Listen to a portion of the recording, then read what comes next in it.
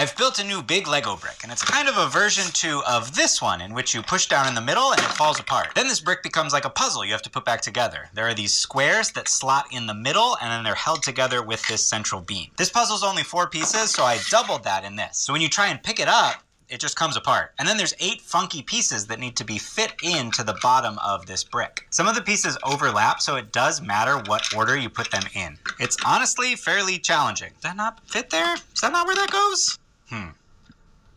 Okay. Oh, nope. Okay, this first, then this one, and finally, we got there. I'll probably tweak it to make it a little bit easier to solve. Also, I want it to fully come apart when I pull the top off and not just kind of sit there solved. So there'll probably be a version 2.0.